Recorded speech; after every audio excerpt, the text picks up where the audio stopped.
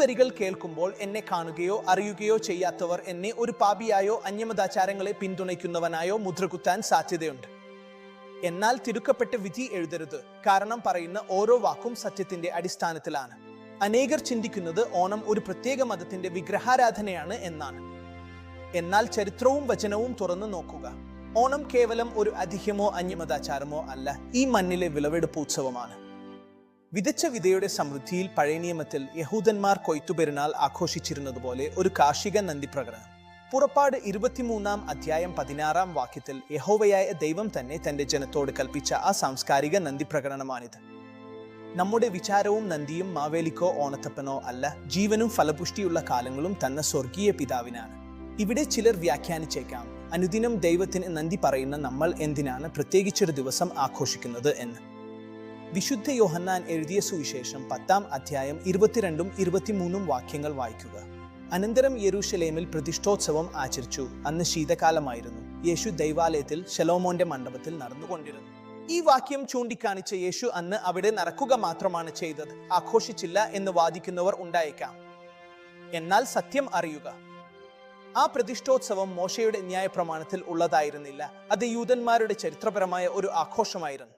എന്നിട്ടും യേശു ആ ആഘോഷത്തെ അന്യമതാചാരം എന്ന് പറഞ്ഞ് തള്ളിക്കളഞ്ഞില്ല. അന്ന് ജനങ്ങളുടെ മധ്യത്തിലേക്ക് ഇറങ്ങിച്ചെല്ലുകയാണ് ചെയ്തത്.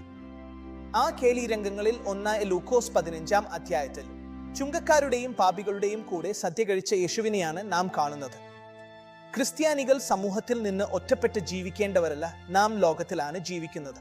പക്ഷേ ഇവിടെ വ്യക്തമായി കേൾക്കുക, ഓണത്തിന്റെ പേരിൽ കാണിച്ചു കൂട്ടുന്ന കള്ളുകുടിയും അസഭ്യം പറച്ചിലും ലഹരി ഉപയോഗവും അനാവശ്യ ധൂർത്തും ഒരു ക്രിസ്തീയ മാതൃകയാണോ? ഒരിക്കലുമല്ല. ഇത്തരം ജഡിക അനാചാരങ്ങളെയും ലോകത്തെ സഭയ്ക്കുള്ളിലേക്ക് കയറ്റുന്നതിനെയും യേശുവിന്റെ രക്തത്താൽ വീണ്ടെടുക്കപ്പെട്ട ദൈവദാസൻ എന്ന നിലയിൽ ഞാൻ പൂർണ്ണമായും എതിർക്കുന്നു. വിശുദ്ധിയും വേർപാടും സൂക്ഷിക്കാൻ നമ്മുടെ മുൻഗാമികളായ പാസ്റ്റർമാർ നൽകിയ താക്കീതുകളെയും അവരുടെ ദൈവഭയത്തെയും ഞാൻ ആദരവോടെ ശിരസാവഹിക്കുന്നു.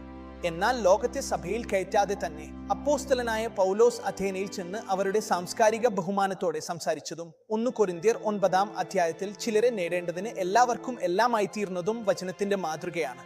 അപ്പോസ്തലനായ പത്രോസ് കൊർനെല്യോസിന്റെ ഭവനത്തിൽ ചെന്ന് സാംസ്കാരിക അതിർവരമ്പുകൾ പൊളിച്ചതും ഇതിന് തെളിവാണ്.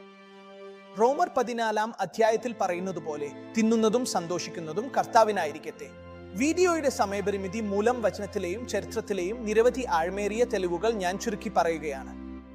അന്യമതാചാരങ്ങളെ ഉപേക്ഷിച്ച്, വിഗ്രഹാരാധനകളെ ഉപേക്ഷിച്ച്, അതിഹ്യങ്ങളെ തള്ളിക്കളഞ്ഞ് മാന്യമായി ദേശത്തിന്റെ വിളവെടുപ്പിൽ അഥവാ ദേശത്തിന്റെ സംസ്കാരത്തിൽ സൃഷ്ടാവായ ദൈവത്തിന് സ്തോത്രം അർപ്പിക്കാൻ വചനം നൽകുന്ന സ്വാതന്ത്ര്യത്തെ തടസ്സപ്പെടുത്തരുത്.